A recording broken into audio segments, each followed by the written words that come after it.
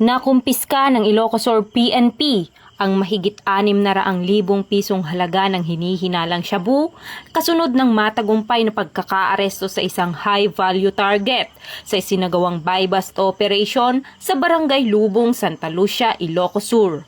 Kinilala ang sospek sa alias na Steph, 42 anyos, miyembro ng Sputnik Gang at residente ng Dolores, Taytay, Rizal.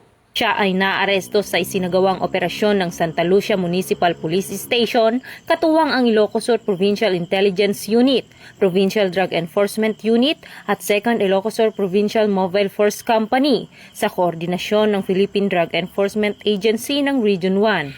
Sa nasabing operasyon, nakumpiska ang 3 heat-sealed transparent plastic sachet na naglalaman ng tinatayang 100.94 gramo ng hinihinalang shabu na may standard drug price na 686,392 pesos kabilang ang buy-bust item. Na-recover din ang marked money, personal na pera at iba pang mga kagamitan na may kaugnayan sa ilegal na aktibidad.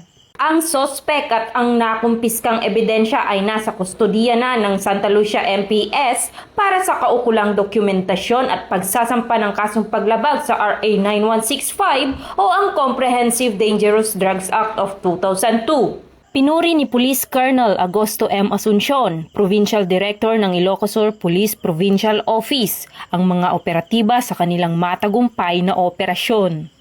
Binigyang diin niya ang kahalagahan ng patuloy at pinaigting na kampanya laban sa ilegal na droga upang mapanatili ang kaayusan at kaligtasan ng komunidad.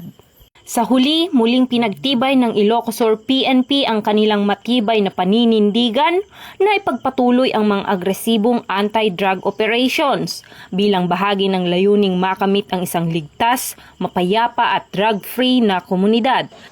Mula dito sa Ilocos Region, ako ang inyong PNN Correspondent, Patrolwoman Nikki Lyra Barbero, alagad ng batas, tagataguyod ng balitang pulis.